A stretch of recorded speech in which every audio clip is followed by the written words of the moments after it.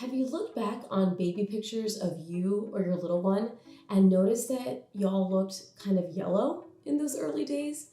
Today we're going to go over different causes of this color change, which is termed jaundice, that yellowing of the skin that we can commonly see in babies.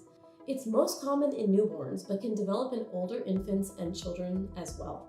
We'll talk about some myths surrounding neonatal or newborn jaundice, like is it caused by vaccines, which it certainly is not, what to look for if your infant appears jaundiced, as well as ways it can be managed. We'll also cover when it's important to seek medical attention, so make sure you stick around until the end.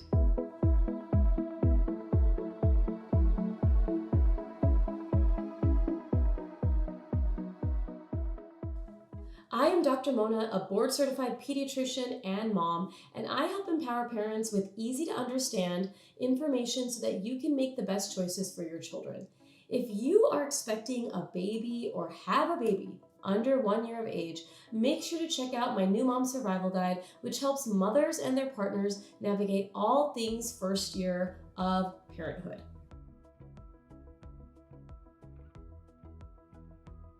Jaundice is the medical term for yellow discoloration of the skin and the white parts of the eyes. It is caused by a buildup of bilirubin in the blood. Our body is constantly making new red blood cells and breaking down old ones. Red blood cells are broken down into different parts, including bilirubin, by the spleen and liver. The bilirubin is then processed by the liver, secreted into bile, a fluid that aids in digestion, and is moved from the liver to the gallbladder, where it is stored until it is transported to the intestines. It is then removed from the body through stool and urine. Bilirubin is a yellowish pigment, so if too much builds up in the blood, it results in noticeable yellowing of the skin or jaundice.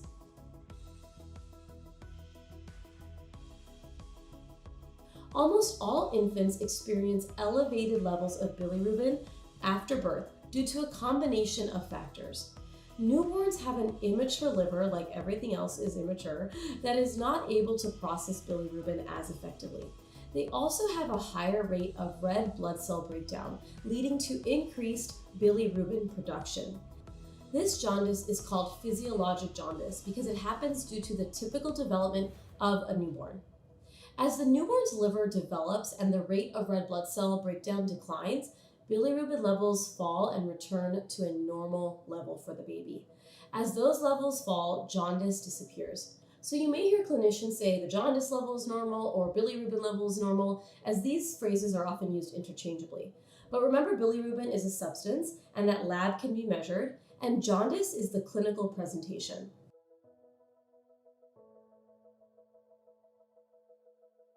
About 60% of all infants will show some degree of jaundice. Yes, it's high and very common. Yours truly actually had jaundice as a newborn and had to get light therapy or phototherapy in the hospital, which we will get into. So if your baby is dealing with this, know that it is very common and that you're not alone, and it is not your fault. We screen every single baby in a hospital for jaundice by getting this bilirubin level because of how common it is in newborns. Some risk factors make babies more likely to experience jaundice. These include prematurity, bruises from delivery, and scalp hematomas from delivery, family history, blood type incompatibilities, and race. A preterm baby or an infant born before 38 weeks of gestation may not be able to break down bilirubin as quickly as their full-term infants due to an even more immature biliary/liver tract. Preterm infants also often have a harder time feeding and therefore can have decreased urine and stool output, leading to that decreased bilirubin excretion. So yes, feeding is important to help bilirubin get eliminated. Bruising, also called hematomas, can increase the risk of jaundice. Babies can have swelling on their head called a cephalohematoma from the trauma of delivery. A cephalohematoma is a collection of blood under the scalp. The blood is slowly absorbed, and as the red blood cells are broken down in the body, bilirubin levels rise. This typically is a gradual process, and the swelling typically disappears within a few weeks or months. but monitoring jaundice is really important in these children. A family history of a parent or sibling requiring phototherapy as an infant increases one's risk. Another risk is blood type incompatibility. If a mother and infant have specific different blood types, maternal antibodies can leak into the baby's blood system, resulting in increased red blood cell breakdown and therefore jaundice. An example of this is something called ABO incompatibility. This condition can show up if a mother has type O blood and her baby has AB or AB type blood. This is why OBs will typically check blood types during pregnancy to determine if intervention is needed to stop these antibodies from being produced. If you want more information about ABO incompatibility, comment below so I can make a video for you. Finally, studies show that babies of East Asian ancestry have an increased risk of developing jaundice. Hi, I'm East Asian, and I had it. Followed by Native American, Caucasians, and African American babies.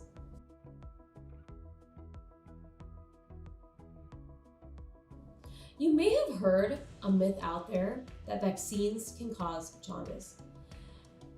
This is absolutely not true. There's no evidence to support this. This myth likely stemmed from the fact that many babies get the hepatitis B vaccine in the hospital shortly after birth. And this is around the same time that jaundice just typically presents in newborns. There is no evidence to show that babies who receive hepatitis B after birth have increased rates of jaundice, and it should definitely not be a reason to decline or postpone immunization.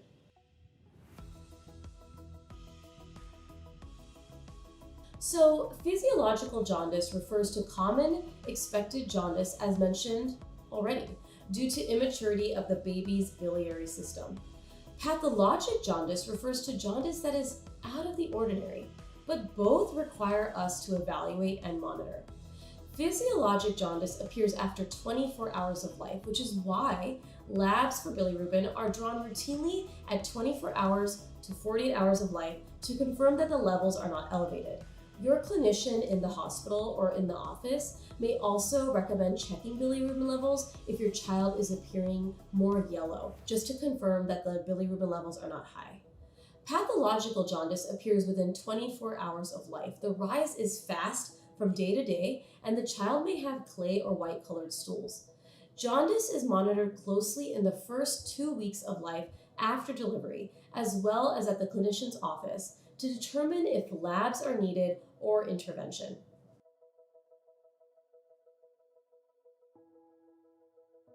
With physiologic jaundice, the bilirubin levels typically peak about day 3 to 4 after birth and then slowly fade and resolve on their own by 2 to 3 weeks. Hospitals will typically check your baby's bilirubin levels between 24 to 48 hours after birth, either by scanning their skin or testing a blood test. This number will put them in a risk category, and that will determine how frequently they'll want to check their levels. We look at something called a bilirubin normogram, which looks at levels by age and also accounts for various risk factors. Term babies are entitled to have higher levels than preterm babies or babies with ABO incompatibility or other risks. The clinician will look at the value and match it with how many hours or days old your baby is and other risk factors to determine if levels need to be rechecked, how often levels need to be checked, or if any intervention is needed at all. Infants who are low risk will not need any intervention and will likely not need their level checked again. For infants at high risk for their day of life and risk factors, the clinician may recommend something called phototherapy. This is a treatment with a special ultraviolet light that is absorbed through the skin and helps transform the bilirubin into products that are easier to remove from the body. In the hospital, babies typically lay in a bassinet with a layer of UV lights suspended above them with these little sunglasses. Babies should be in minimal clothes, typically only a diaper, when they're receiving phototherapy to maximize exposed skin to help phototherapy be more effective. The baby can be removed from the bassinet for feedings and placed back in when they're done. If a baby is already discharged from the hospital, some clinicians will order a Billy blanket to be used at home, which can actually reduce the need for light therapy for borderline high cases.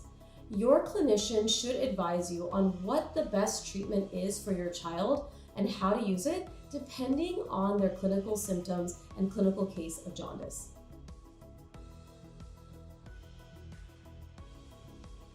You may be wondering why we care so much about this. If every baby gets it, what's the big deal? It will resolve on its own within a few days anyway in some cases. But if bilirubin levels get too high, a rare but serious complication called kernicterus can occur. Kernicterus is caused by bilirubin accumulation in the brain, resulting in damage to the brain or central nervous system. To prevent this, clinicians monitor bilirubin levels and use phototherapy to speed up the clearance of bilirubin if the level is getting close to risky thresholds. So please do not deny testing for bilirubin levels. Sometimes it can be hard to visually see the yellowness or jaundice in the skin on darker skinned babies, and every baby should get a level checked at 24 to 48 hours of life, or if clinically indicated before or after that time period. Because with proper screening, we do not see kernicterus in developed countries. In severe cases of jaundice where the child is not responding to phototherapy, and sometimes they may put one light or double lights on your child, a baby may need to be transferred to the NICU for something called exchange transfusion. Exchange transfusion is a life-saving procedure that is done to counteract the effects of severe jaundice. The procedure involves slowly removing the person's blood and replacing it with tested, fresh donor blood or plasma, and has no long-term consequences, and this is something that I've seen done in some cases of jaundice.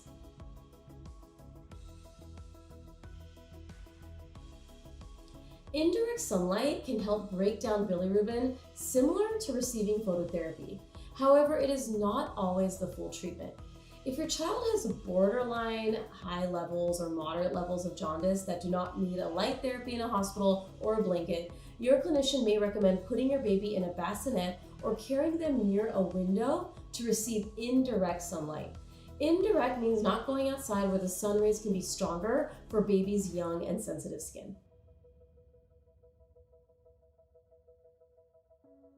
Yes, feeding your baby can help eliminate jaundice. Whether your child is receiving phototherapy or not, they will be fed with breast milk or formula, whatever they are receiving. In some cases, if the baby seems dehydrated, they may also get IV fluids on top of feedings by mouth.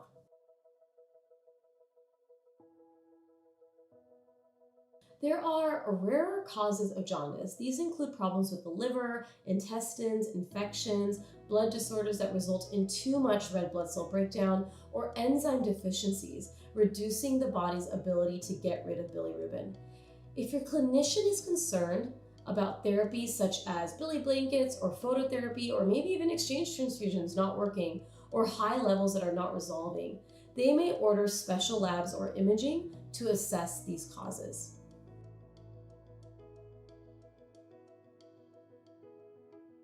If your baby has jaundice and you are breastfeeding, you may have heard the terminologies breast milk or breastfeeding jaundice, which are actually very unique conditions.